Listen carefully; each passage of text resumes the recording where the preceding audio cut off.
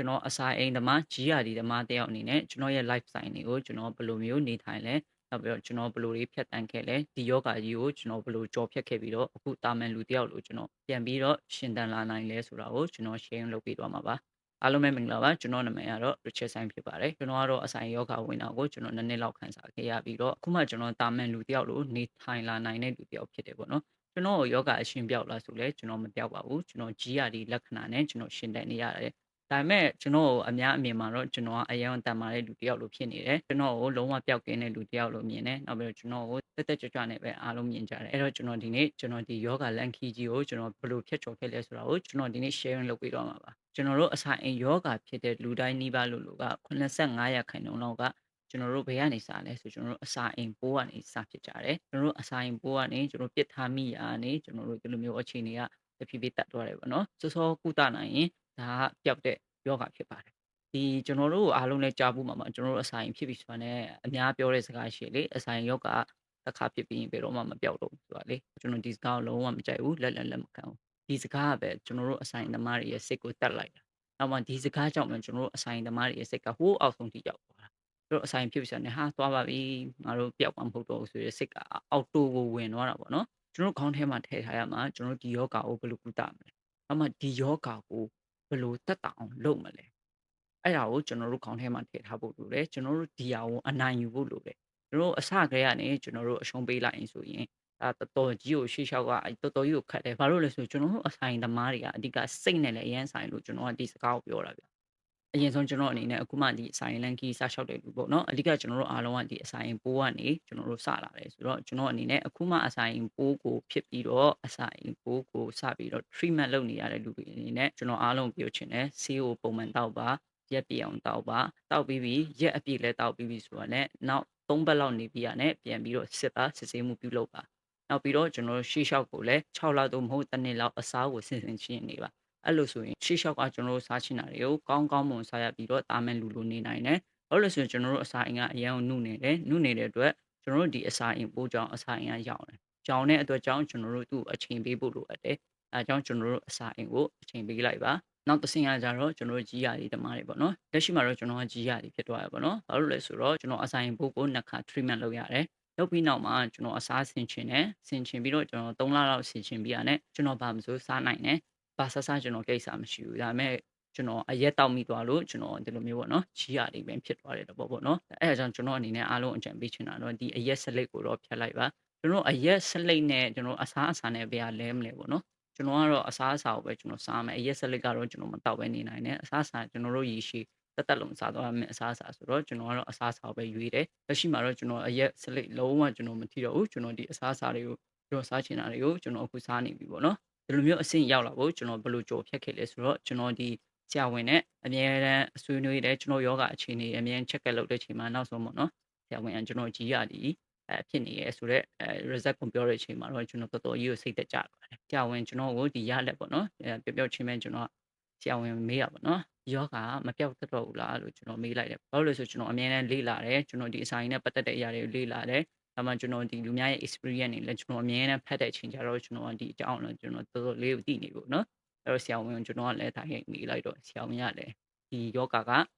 လာလိုက်ပျောက်လိုက်ပြန်လာလိုက်ပျောက်လိုက်ဖြစ်မယ်တဲ့ကျွန်တော်ပြောလိုက်တော့ကျွန်တော်လက်ခံလိုက်ပြီအရင်ဆုံးတော့ကျွန်တော်တို့လက်ခံဖို့လိုတယ်ကိုယ့်ရဲ့ယောဂအခြေအနေကိုပထမပိုင်းတော့တော်ရုံနဲ့တော့ကျွန်တော်လည်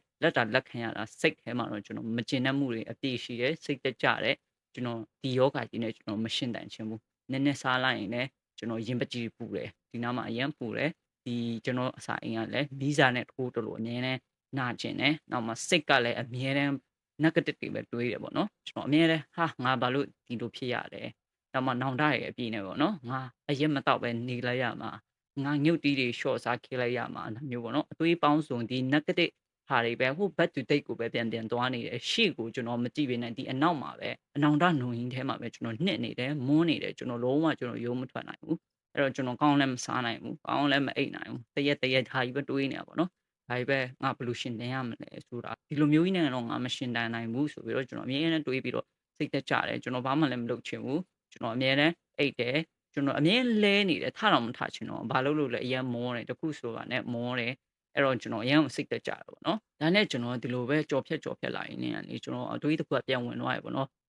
ဒီလိုနေရင်ကျွန်တော်ကအရှုံးဓမ္မဖြစ်သွားမှာပေါ့ငါဒီယောဂကိုငါအရှုံးပေးလိုက်တယ်လို့ငါဖြစ်သွားမှာပေါ့ဆိုတော့ကျွန်တော်ကဒီအတွေးကိုဝင်သွားတယ်နောက်ပြီးတော့ငါရှေ့လျှောက်ရမယ်ဒီလန်ခီကလည်းအရှိရှိတယ်ငါဒီလိုပဲနေထိုင်လို့မဖြစ်ဘူးကွာဆိုပြီးတော့ကျွန်တော်အတွေးကိုဝင်သွားတယ်အဲ့တော့ကျွန်တော်ဘာလုပ်လဲဆိုကျွန်တော်ကြိုက်နဲ့တက်တဲ့အရာတွေကိုကျွန်တော်လုပ်တယ်ကျွန်တော်ဝါနာပါတဲ့ဟာတွေကိုကျွန်တော်လုပ်တယ်အဲ့တော့ဘာဖြစ်လာလဲဆိုတိတတကြီးကိုဒီယောဂတဖြည်းနဲ့တဖြည်းကိုပျောက်လာတယ်ကျွန်တော် supplement တွေလည်းတောက်တယ်ကျွန်တော်တောက်တဲ့ supplement ကတော့ probiotic တောက်တယ် enzyme တောက်တယ် magnesium နဲ့ basic တောက်တယ်ပေါ့နော်အဲ့ဒါတွေတောက်တယ်ဒီဆေးတွေကတော့ supplement ရဲ့သဘာဝအတိုင်းပဲကျွန်တော်တို့အထောက်အကူပဲပြုတာပေါ့နော်အဓိကတော့ကျွန်တော်တို့စိတ်လိုတယ်အဲ့တော့ကျွန်တော်ရဲ့စိတ်ကစိတ်သက်ကြနေတဲ့အချိန်တော့မှကျွန်တော်ဒီဆေးတွေကိုဘယ်လောက်ပတ်စံအကုန်ခံပြီးတောက်တော့ကျွန်တော်ကဆေးတောက်တဲ့အချိန်ပဲနည်းနည်းတက်တာမယ်ပြီးကြရင်တခုခုကျွန်တော်စိတ်တူတာတို့ကျွန်တော်ဒီစိတ်မတည်ငြိမ်တာတို့ဆိုရင်ပြန်มาဖြစ်တယ်အဲ့တော့ဘာမှမထူးဘူးပေါ့နော်ဒါပေမဲ့အခုနောက်ပိုင်းမှာတော့ကျွန်တော်ရဲ့စိတ်ကိုကျွန်တော်ပြန်နလန်ထူလာနိုင်တဲ့အချိန်ကျွန်တော်ဒီယောဂအောင်အနိုင်ယူလာနိုင်တဲ့အချိန်ကြတော့တော်တော်ကြီးကိုထိရောက်လာတယ်အရင်ကကျွန်တော်တနေ့ကိုနှလုံးတောက်ခဲ့တာတွေကကျွန်တော်တနေ့ကိုတစ်လုံးပဲတောက်တော့တယ်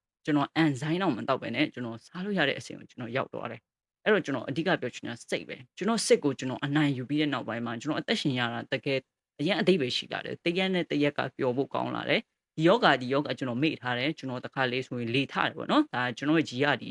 လက္ခဏာတော့တစ်ခါလေးဆိုအမြင်ပေါ်နေရတယ်ပေါ့နော်အဓိကဒီအပေါ်မှာလေထားတာတကကနဲ့ထားပေါ့နော်ကျွန်တော်တခုလုပ်ပြီးဆိုလဲဒီစိတ်လောတာလို့တခုခုကိုစိုးရင်ပူပန်လာတဲ့အချိန်ဆိုရင်ဒါကလုံးဝထိန်းချုပ်လို့မရဘူးဂဂနဲ့ထားပေါ့နော်ဆိုရင်ကျွန်တော်ကဒီမိစိတ်ညံအောင်လုပ်တယ်ကျွန်တော်ဘာလုပ်ချင်လဲဆိုတာကိုတွက်ကောက်လုပ်လိုက်တယ်ဥမာကျွန်တော်ပြောမယ်ဆိုရင်ကျွန်တော်အခုဆိုရင်ဗီဒီယိုတွေအရင်ရိုက်တယ်ပေါ့နော်ဘာလို့လဲဆိုကျွန်တော်ဒါဝါနာပါတယ်ဒါကိုလုပ်ရတာကျွန်တော်ပြောတယ်အဲ့တော့ကျွန်တော်ဗီဒီယို editing တွေလုပ်နေတဲ့အချိန်ဆိုရင်ဒီယောဂထဆိုတော့မထတော့ဘူးကျွန်တော်ပြောချင်တာအဲ့ဒါပဲเนาะစိတ်လို့အဓိကစိတ်ကျွန်တော်စိတ်ကိုငြိမ်ငြိမ်နဲ့ကိုဝါနာပါတဲ့အရာမှာပုံအောပေးလိုက်အဲ့ဆိုရင်တကယ်ပဲဒီယောဂဖြည်းဖြည်းနဲ့ကိုရွရွပြီးတော့တက်တာလာလိမ့်မယ်အဲအကြောင်းကျွန်တော်အားလုံးကိုကျွန်တော်ပြောချင်တာအဓိကကျွန်တော်တို့ဒီလိုမျိုး supplement တွေဆိုတာကျွန်တော်တို့ကဒီအထောက်အကူအနေနဲ့ပဲကျွန်တော်တို့ကအသုံးပြုပါအဓိကကိုယ့်ရဲ့စိတ်ကိုအရင်ဆုံးအနိုင်ယူဖို့လိုတယ်အဲကြောင့်အမြင်တွေးပါဒါကကျွန်တော်တို့ခန္ဓာကိုကျွန်တော်တို့ခန္ဓာကိုကျွန်တော်တို့ပိုင်တယ်အထဲမှာရှိတဲ့ကလေးစားတွေဒီအထဲမှာရှိတဲ့ရန်တရားအလုံးကကျွန်တော်တို့ရဲ့စီမံခန့်ခွဲအုပ်ချုပ်မှုနောက်ကိုပဲသူကလိုက်တာအဲ့တော့ကျွန်တော်တို့မှာတာဝန်ရှိတယ်ကျွန်တော်တို့ကပဲစီမံခန့်ခွဲအုပ်ချုပ်ရမယ်အဲဒါကြောင့်ကိုယ့်ရဲ့အစာအိမ်ဖြစ်တယ်ဆိုတာလေကိုယ့်ကြောင့်ကိုယ်စီမံခန့်ခွဲမှုညံ့ဖျင်းလို့ဖြစ်တာအဲဒါကြောင့်ကျွန်တော်တို့စီမံခန့်ခွဲမှုကဘယ်မှာလိုအပ်နေရလဲဆိုတာကျွန်တော်စဉ်းစားဖို့လိုတယ်။နောက်မှအဲ့ဒါကိုကျွန်တော်တို့ပြုပြင်ရမယ်၊ထိန်းသိမ်းရမယ်။ဒီလိုစိတ်ကြောင့်ဆိုလဲကျွန်တော်တို့စိတ်ကိုပြန်ပြီးတော့နလန်ထူအောင်လုပ်ရမယ်။အဲဒါကြောင့်ကျွန်တော်အားလုံးပြောချင်တာဘယ်တော့မှစိတ်သက်မကြပါနဲ့။အနိုင်ယူလို့ရပါတယ်။အဓိကလူကစိတ်ပါပဲလို့။ကဲဒီဗီဒီယိုလေးကမိတ်ဆွေအတွက်အကျိုးရှိသွားမယ်ဆိုရင်ကျွန်တော်ရဲ့အကောင့်ကို follow လုပ်ခဲ့လို့ရပါတယ်။ကျွန်တော်ရဲ့ Facebook YouTube ဒီ TikTok အကောင့်တွေကို like follow subscribe လေးတွေလုပ်ပေးလို့ရပါတယ်လို့နောက်ပြီးတော့တခြားသိချင်တဲ့အရာတွေရှိရင်ကျွန်တော်မေးမြန်းလို့ရပါတယ်ကျွန်တော်အတက်နိုင်ဆုံးကျွန်တော်ဖြတ်ကျော်ခဲ့တဲ့အရာတွေကိုကျွန်တော် share လုပ်ပေးသွားပါမယ်ဒီဆေးရုံဆေးခန်းကိစ္စနဲ့ပတ်သက်ပြီးတော့လည်းသိချင်တဲ့လူတွေလည်းမေးမြန်းလို့ရပါတယ်ကျွန်တော် comment မှာမေးမြန်းလို့ရပါတယ်အဓိကတော့မလေးရှားလူတွေဆိုရင်တော့ပို့ပြီးတော့ဆေးရုံဆေးခန်းပဲနားမှာကျွန်တော်ပြခဲ့တဲ့အရာကိုကျွန်တော်လမ်းညွှန်ပေးလို့ရပါတယ်အားလုံးကိုကျေးဇူးတင်ပါတယ်